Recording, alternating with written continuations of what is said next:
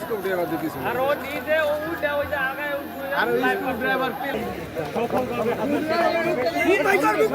রাতের অন্ধকারে হঠাৎই নিস্তব্ধতা ভেঙে চারপাশে শোনা যাচ্ছে বেশ হট্টগোল।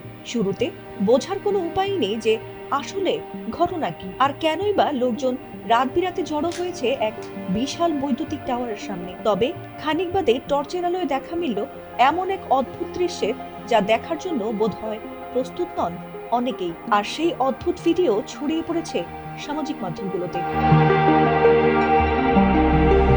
প্রেমের সম্পর্ক ভেঙে গেলে অনেকেই মানসিকভাবে ভেঙে পড়েন, আবার অনেকেই প্রেমিকার মান ভাঙিয়ে ফিরিয়ে আনতে ব্যতিব্যস্ত হয়ে পড়েন। আর সেই প্রেক্ষিতে এক একজন বেছে নেন বিচিত্র সব উপায়। এবার প্রেমিকাকে আবারও ফিরে পেতে সেরকমই অভিনব এক উপায় বেছে নেন এক যুবক। আর সেই কাজ করা মাত্রই তার প্রেমিকা বিষয়টি সামাজিক মাধ্যমে জানালে ঘটনাটি নিজ চোখে দেখতে রাত বিরেতে বৈদ্যুতিক টাওয়ারের সামনে ভিড় জমান এলাকাবাসী। না, সেই প্রেমিক যুবক নিজের জীবন শেষ করে দেননি, তবে সেরকম হুমকি দিতেই বেছে নেন অভিনব এক উপায়। ঘটনাটি ঘটেছে মাদারীপুরের শিবচরে।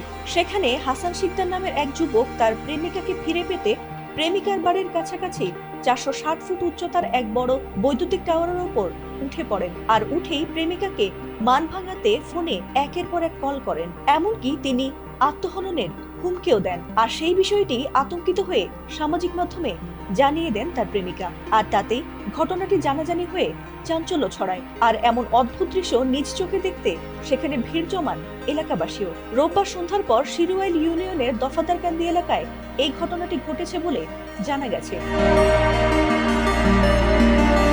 এদিকে সামাজিক যোগাযোগ মাধ্যমে বিষয়টি জানতে পেরে হাসানের এক বন্ধু দ্রুত ঘটনাস্থলে পৌঁছে তাকে নিচে নামতে বিভিন্নভাবে বোঝানোর চেষ্টা করেন, যদিও এতে হাসান শুরুতে রাজি হননি। পরে পুলিশ, ফায়ার সার্ভিস ও পল্লী বিদ্যুতের সদস্যরা ঘটনাস্থলে পৌঁছে বিভিন্ন কৌশলে তাকে বুঝিয়ে প্রায় 4.5 ঘন্টা পর নিচে নামিয়ে আনতে সক্ষম হন। ভিডিওতে দেখা গেছে হাসান নিচে নামতেই তাকে ঘিরে ধরে এলাকাবাসী। পরে পুলিশ স্থানীয় জনরোষ থেকে তাকে কঠোর নিরাপত্তায় শিবচর থানায় নিয়ে এসে তার পরিবারের কাছে ফিরিয়ে দিয়েছে বলে জানা গেছে।